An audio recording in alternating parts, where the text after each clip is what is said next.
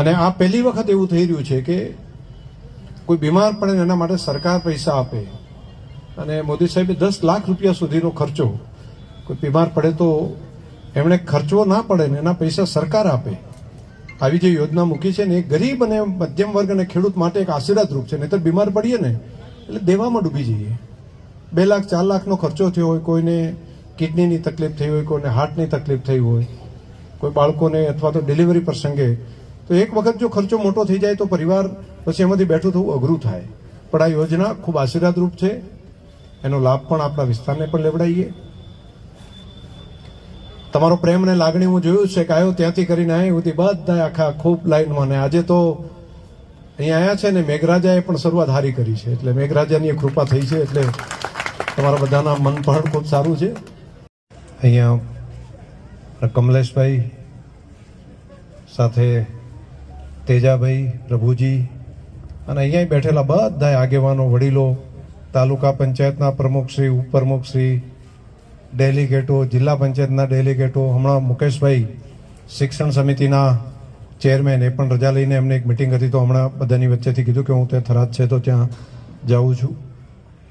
ઘણા બધા સરપંચો, આગેવાનો, યુવાનો, વેપારી મિત્રો, બધાએ આપણું રા તાલુકાનું ધોળી તલી કહેવાય એવા બધા આગેવાનો આવ્યા છે, માતાઓ, બહેનો અને યુવાનો પણ.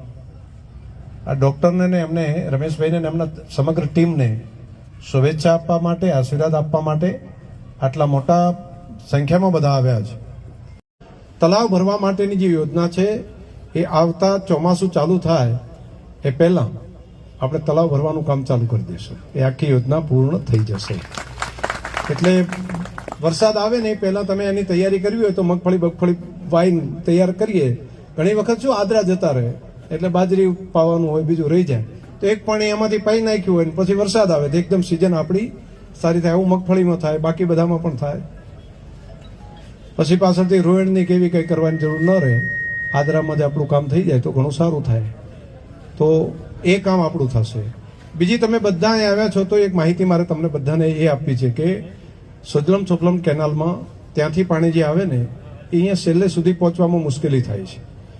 તો એક કામ અમે એવું, અત્યારે ગઈ અઠવાડિયે મિટિંગ હતી, બધા આપણા ધારાસભ્યો પણ આજુબાજુથી બધાને બોલાવ્યા હતા, આગેવાનો પણ હતા અને જિલ્લા પંચાયતના સભ્યો પણ, તાલુકા પંચાયતના આપણા પ્રમુખ બધા હતા અને રાજ્યના બધા સચિવોને બોલાવીને સુજલમ સુફલમનું પાણી આવે છે ને ત્યાં કડાણાથી નીકળે છે તો મહેસાણા અને પાટણની હદમાં આવતા ત્યાં સાંકડું થઈ જાય છે કેટલાક સાયફન, અને એને લીધે કરીને પાણી આગળના ભાગે પહોંચી નથી શકતું.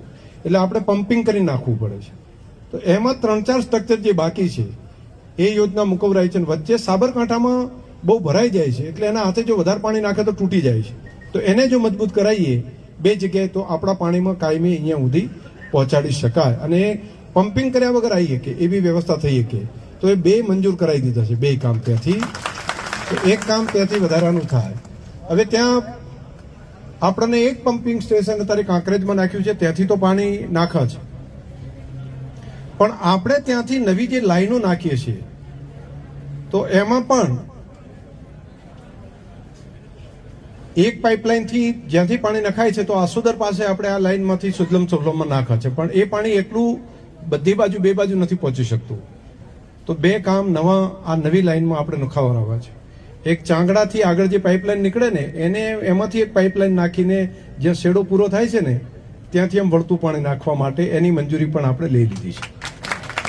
અને બીજું કામ, એક પાઇપલાઇનનું વધારાનો શેડો જોઈન્ટ કરીને રાહની બાજુમાં સુજલમ સુફલમમાં નાખા તો અહીંયા પણ સુજલમ સુફલમ પણ આપણી ભરી રહે. તો મોટા ભાગે હું માનું છું ત્યાં સુધી આ વ્યવસ્થા થશે. ને ત્રીજું કામ, આગળથી ગેળાથી આ બાજુ વચ્ચેનો એક ભાગ ઊંચો પડે છે, હાઇટવાળો, તો ત્યાં જે નવી લાઈન નખાય છે એમાંથી ત્યાં શેડો મોકલીએ તો આપણે સુજલમ સુફલમ એક બાજુ ત્યાંથી પાણી આવે અને જ્યાં ખૂટે છે એ ટાઈમે પમ્પિંગ કરીને પણ નાખીએ કીએ તો ઘણો બધો સમય આપણે વધારાનું પાણી હોય ત્યારે આપણી ધરતી ઉપર ઉતારવાનું કામ આપણે સુજલમ સુફલમના માધ્યમથી આપણે કરીએ કીએ.